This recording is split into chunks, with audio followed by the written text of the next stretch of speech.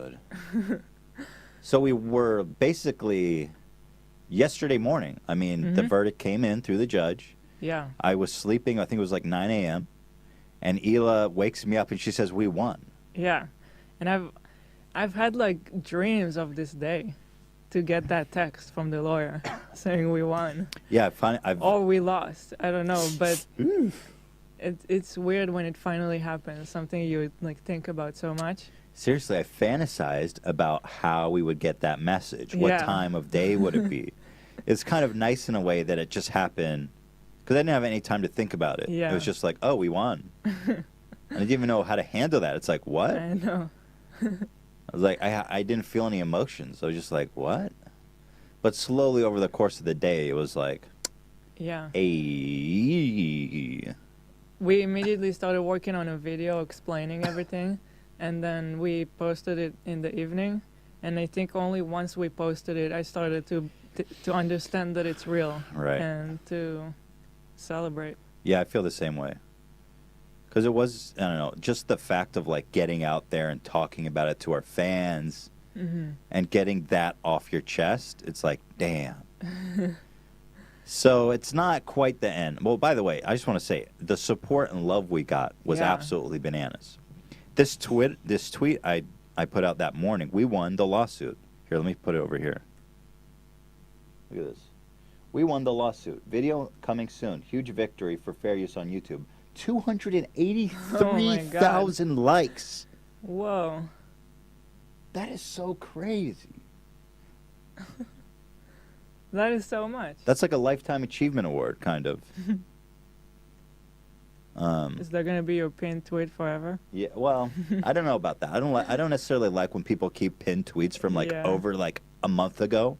Sometimes people have pinned tweets from like a year ago, and it's like, well, dude, let's move on. Let's talk about some new shit. So I think probably for like a week. But man, oh man, that was so cool. And on Reddit, basically the top 3 posts of Reddit with like 60,000 plus votes was the video and the announcement. Yeah. It was great, man. It felt good. It felt good to get all that support and love. It's really nice, man. It feels good. Because we worked and we battled behind the scenes so hard and long on this. And it's nice to share the victory with so many people. It's really hard to explain the process. It was such a nightmare. So long.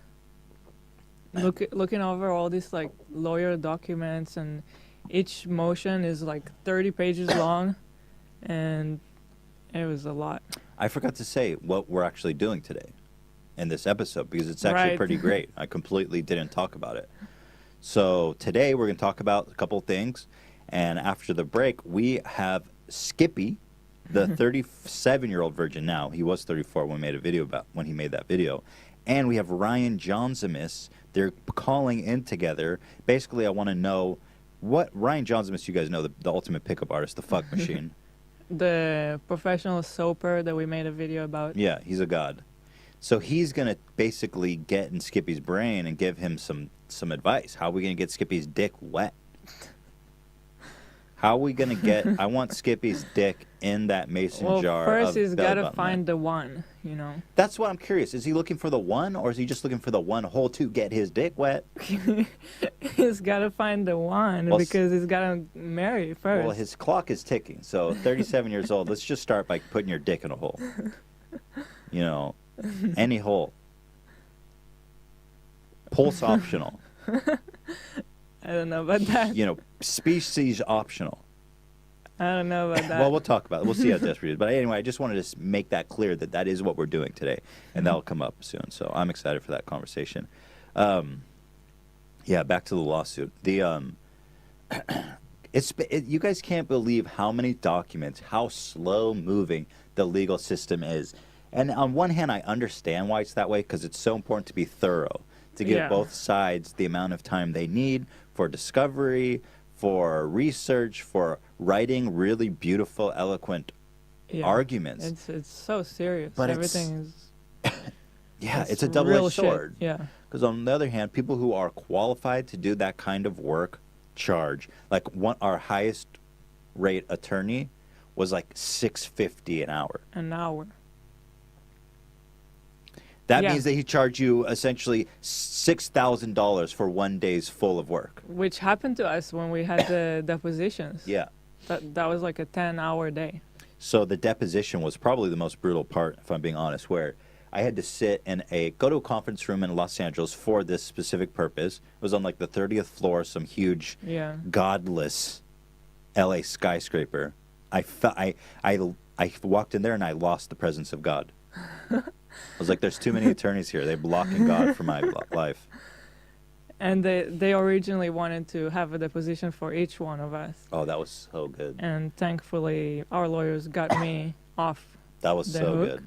But poor Ethan had to take all the questions for the both of us. So it's basically a 9-hour day of it's 7 hours on the record. Yeah. But it was 9 hours long of brutal, relentless interrogation that's basically designed to exhaust you, humiliate you, throw you off to make you tilt, right? So we've got, I go in there, and we were expecting Matt to be there, too, because... And I was there, too. Yeah, Hila came with me. Oh, Jesus, what was that, Dan? The speaker. Hopefully okay, anyway. Hopefully everyone listening just didn't get fucking their eardrums ruptured. So, yeah, we were expecting Matt to be there because he can go to the deposition by law. So I was expecting this shit-eating grin of Matt parkouring up the side of the building to come fucking stare me down the whole time, right? Watch us suffer. Yeah, he didn't end up showing up.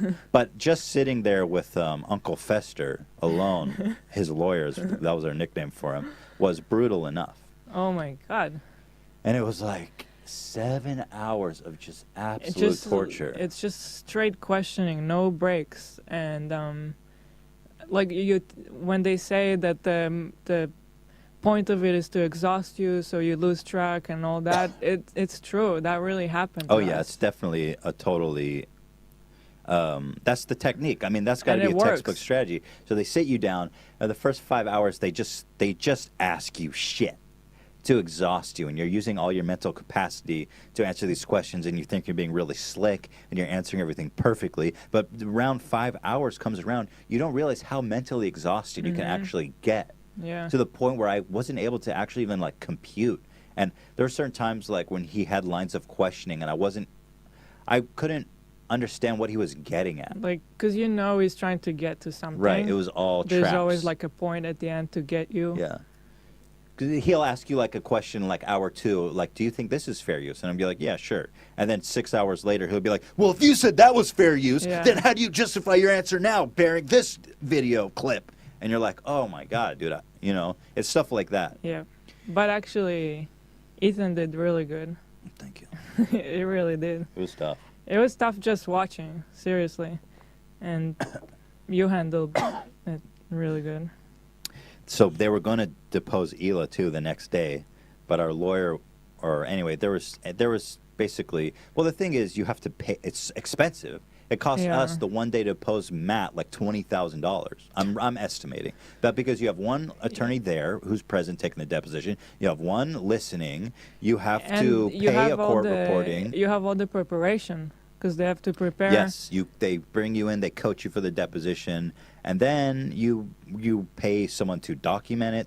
There's a transcriber there. There's somebody videotaping it. It's crazy. So that 1 day is actually probably the most heavy day of the whole thing.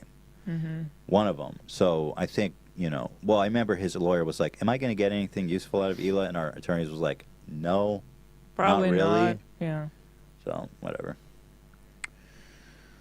But there was one highlight of that deposition, which was like, he asked me like, what did you mean by this? And I said something like, or no. Anyway, he asked me to define what a meme is. Yeah, I think maybe What was the context of how we got there? Maybe he asked you something, what did that mean? And you were like, oh, it was just a meme. Yeah, I think that's what it was. And then I was like, can you define what a meme is? And I said something like, I've been waiting all my life to be asked this on the record. How do you define what a meme is to this attorney who's trying to fuck your life up? Well, take a look in the mirror, Uncle Fester. You ever heard of the Addams Family?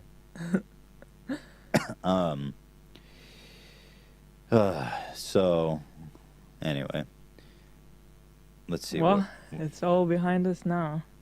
But like the amount of paperwork. Like, how many motions were there? There was first there was the summary for judgment on the pleadings.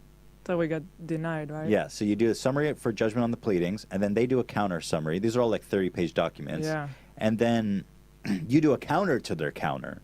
And then they do a, or something, and then you do a counter to your counter. Seriously, every time I thought we were done, and then it's like, oh, they just replied. Yeah, that's now just you reply. need to reply to their reply. So then the judge denied our pleadings, which was like the first attempt to get it thrown out. And frankly, I mean, she did handle the case very well. And this is another thing of like why this legal system is great and fucked up both in one. Yeah. Because the judges are always worried about being overturned in appeals. And so when a judge makes a ruling on pleadings, it makes it more likely that it gets overturned on appeals. And so in an effort to be as thorough as possible,